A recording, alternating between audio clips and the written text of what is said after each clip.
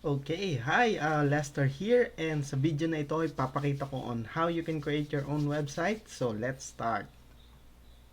Okay guys, so creating a website can be done in four steps. No? In step 1, sign up, hosting, and register a domain. So punta lang tayo sa hostinger.ph. So maraming hosting dyan, but I really recommend this because it's reliable and affordable, especially sa mga beginners. No? So pili lang tayo ng hosting plan. So kung isa lang naman yung website na gagawin nyo, so I recommend tong single web hosting. So dyan muna tayo sa pinakamura since we can always upgrade it in the future naman. Okay, so it depends to your budget, no. The longer 48 months, syempre mas mura 35 pesos per month. So yan, pili lang kayo dyan. So dito muna tayo sa 1 year. Then we need to register a domain.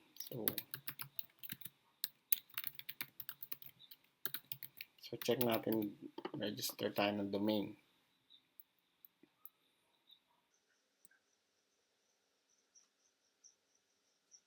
Okay, so available siya, no? So add to cart lang natin.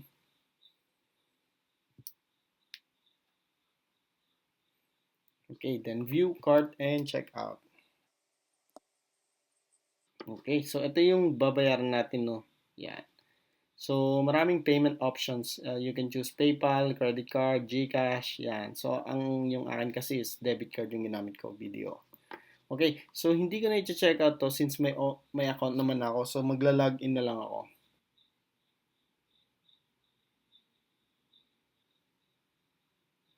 Yan. So ito yung magiging dashboard ng inyong hosting plan. So click nyo lang yung manage. Okay, so nandito na tayo sa dashboard ng inyong hosting. So in step 2, we need to install WordPress. So down here in auto installer or sa mga cPanel, meron siyang Softaculous or logo ng WordPress. Yun yung gagamitin natin. So gaya ng ganito. So install lang natin yan. So make sure natin na yung domain natin is yun yung gagamitin natin, no? Digital Selling Engine. Then make sure na blank to.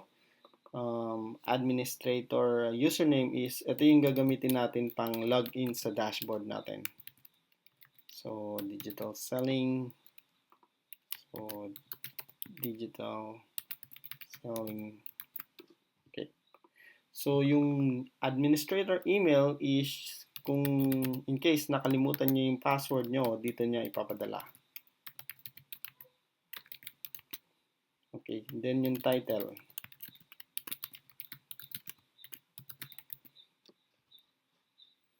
Okay, so kung okay naman lahat, install.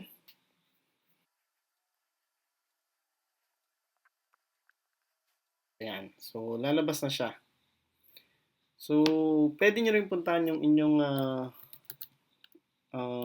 domain name.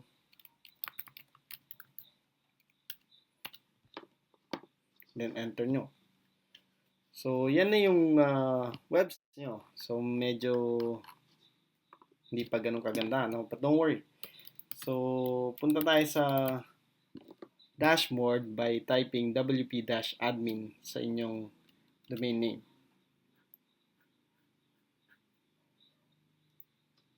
Okay, gamit yung inyong pinilapan kanina, login lang kayo.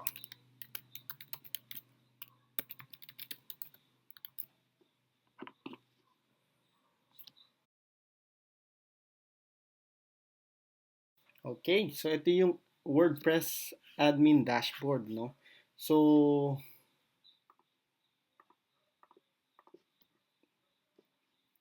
in step 3, so kailangan natin mag-install ng theme. So, yung theme yung magpapaganda ating website. So, under appearance, themes. So, add nyo lang tayo dyan. Pwede dyan, pwede here. So, search themes, type nyo lang is Astra.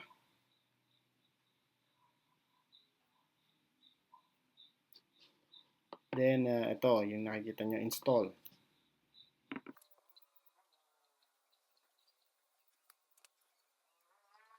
Installed na. So, we need to activate it.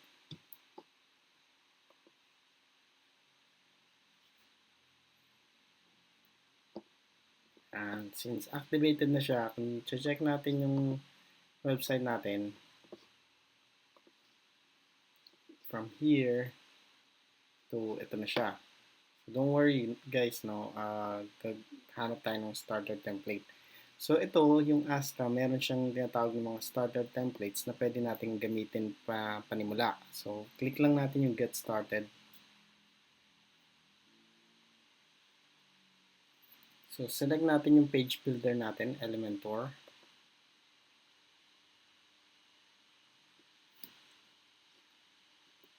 Ayan, so pwede kayong mamili dyan, no? So sa ngayon, ito na lang muna.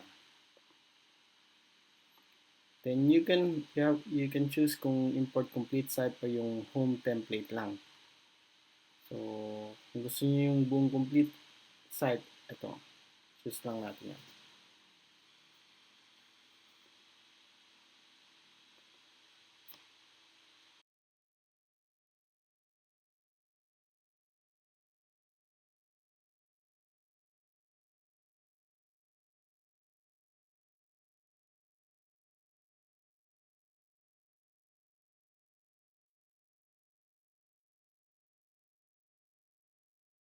Okay, once tapos na, so you can view your site na.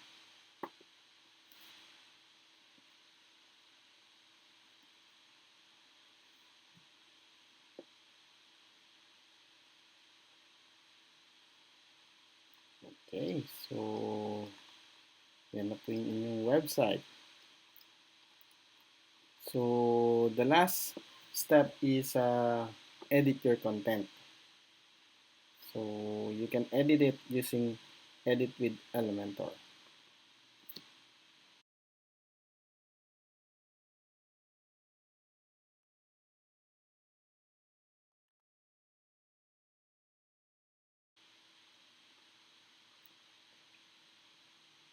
Okay, so when editing sa mga text, so click nyo lang doon or double click.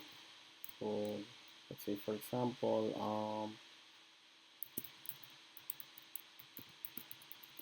selling egg. This is my website. So yun, ganun din sa images. So click nyo lang siya, then choose image, then drop lang kayo ng files here from your computer, then yeah, you can upload it.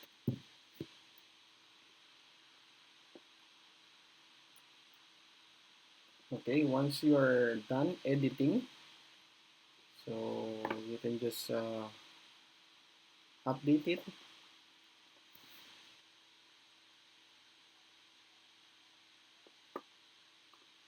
So refresh nyo lang yung website nyo. Alright guys, so there you have it. You have successfully created your website. So, yep.